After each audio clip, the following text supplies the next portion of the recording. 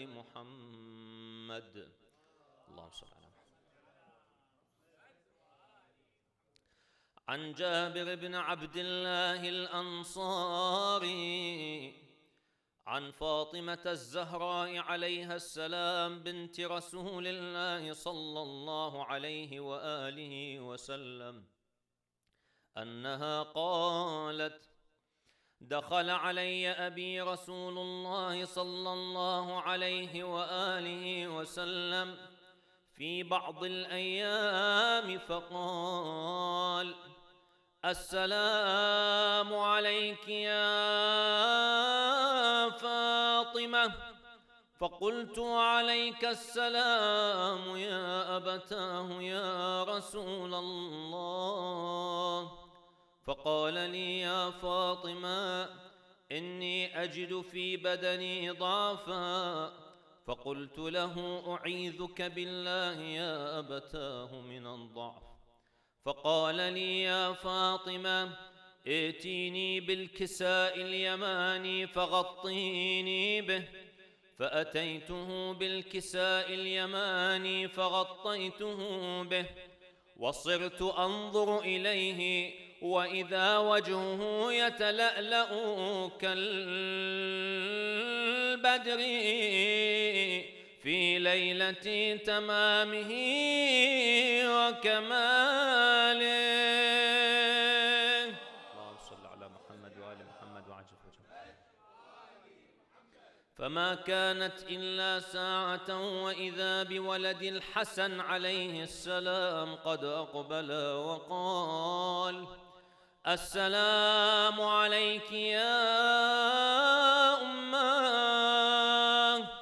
فقلت: عليك السلام يا ولدي ويا قرة عيني وثمرة فؤادي. فقال لي: يا أماه، إني أشم عندك رائحة طيبة كأنها رائحة جدي رسول الله صلى الله عليه وآله. فقلت: نعم، إن جدك تحت الكساء. فأقبل الحسن عليه السلام نحو الكساء وقال: السلام عليك يا جدا يا رسول الله. فقال: أتأذن لي أن أدخل معك تحت الكساء؟ فقال: وعليك السلام يا ولدي ويا صاحب حوضي، قد أذنت لك. فدخل الحسن عليه السلام معه تحت الكساء. فما كانت إلا ساعة وإذا بولد الحسين عليه السلام قد أقبل وقال: السلام عليك يا أماه. فقلت: وعليك السلام يا ولدي ويا قرة عيني وثمرة فؤادي.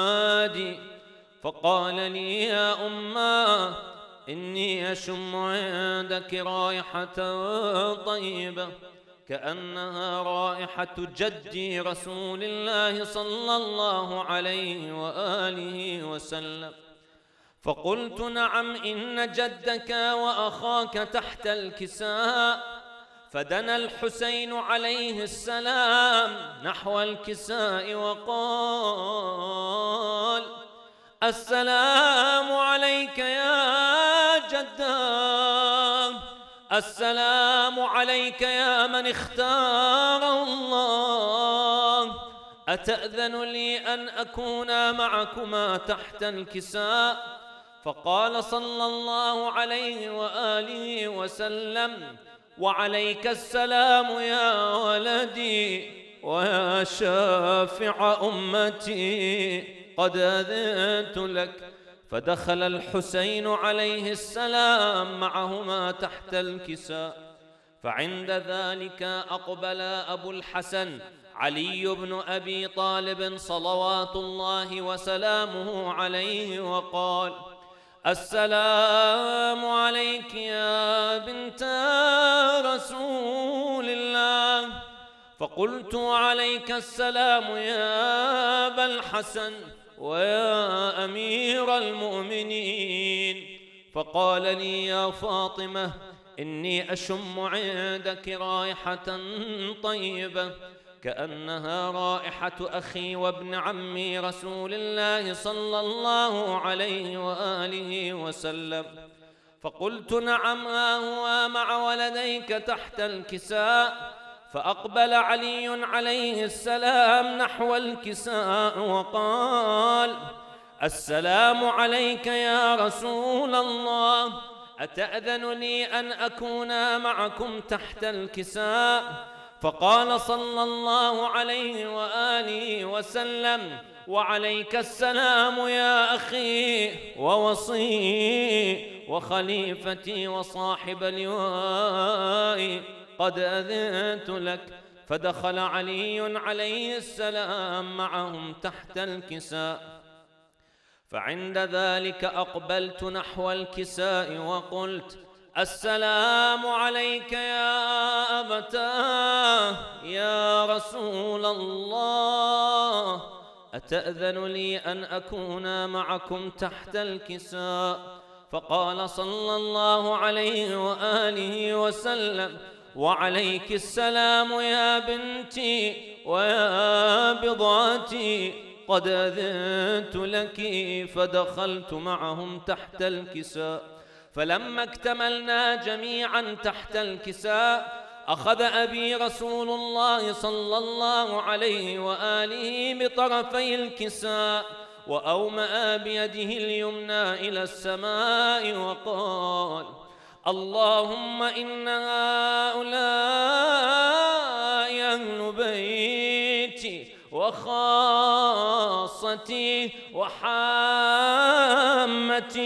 لحمهم لحمي ودمهم دمي، يؤلمني ما يؤلمهم ويحزنني ما يحزنهم. أنا حرب لمن حاربهم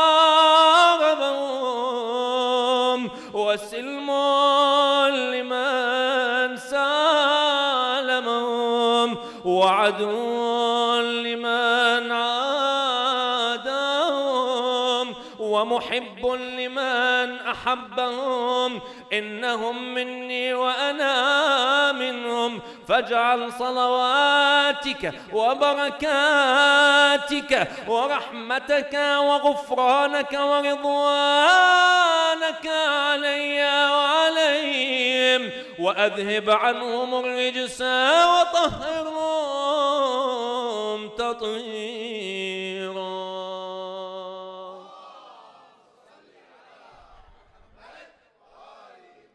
فقال الله عز وجل: يا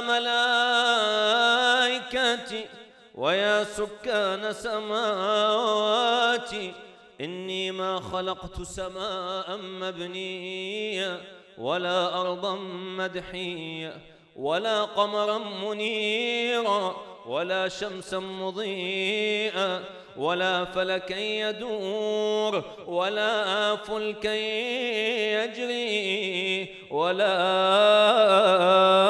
بحرا يجري ولا فلكا يسري إلا في محبة هؤلاء الخمسة الذين هم تحت الكساء. فقال الأمين جبرائيل عليه السلام: يا رب، وما تحت الكساء؟ فقال عز وجل: هم أهل بيت النبوة ومعدن الرسالة، هم فاطمة وأبوها وبعلها وبنوها.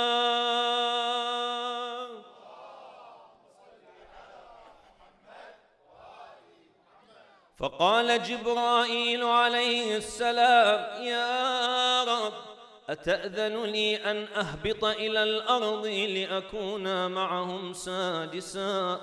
فقال عز وجل: إنه نعم، قد أذنت لك. فهبط الأمين جبرائيل عليه السلام وقال: السلام عليك يا رسول الله. العلي الأعلى يقرئك السلام ويخصك بالتحية والإكرام ويقول لك: وعزتي وجلالي إني ما خلقت سماء مبنية ولا أرضا مدحية ولا قمرا منيرا ولا فلك ولا شمسا مضيئة ولا فلكا يدور ولا بحرا يجري ولا فلكا يسري إلا لأجلكم ومحبتكم، وقد أذن لي يا رسول الله أن أكون معكم سادسا، فهل تأذن لي يا رسول الله؟ فقال صلى الله عليه وآله وسلم: وعليك السلام يا أمين وحي الله، إنه نعم قد أذنت لك.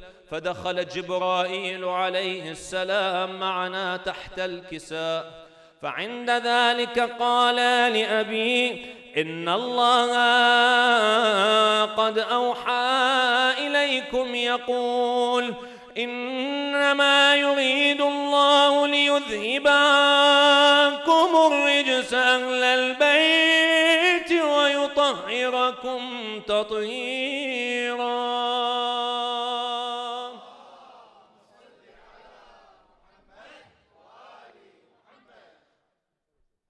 فقال علي عليه السلام لأبي: يا رسول الله، أخبرني ما لجلوسنا هذا تحت الكساء من الفضل عند الله.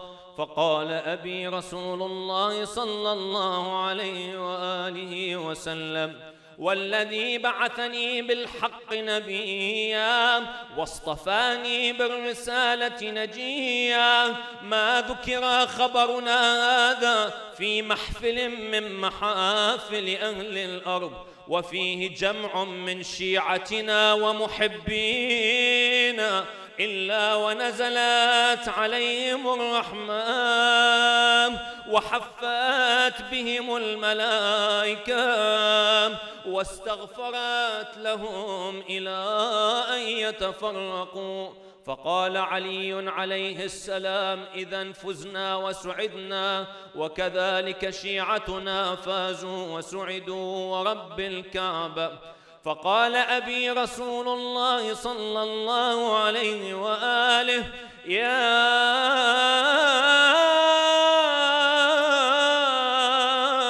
علي، والذي بعثني بالحق نبيا واصطفاني بالرسالة نجيا، ما ذكر خبرنا هذا في محفل من محافل أهل الأرض وفيه جمع من شيعتنا ومحبينا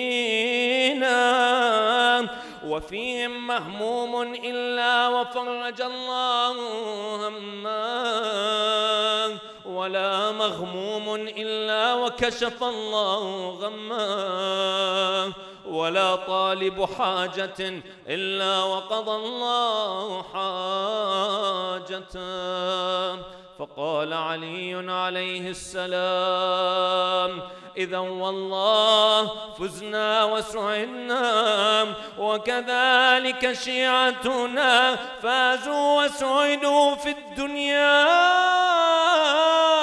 والآخرة ورب الكعبة.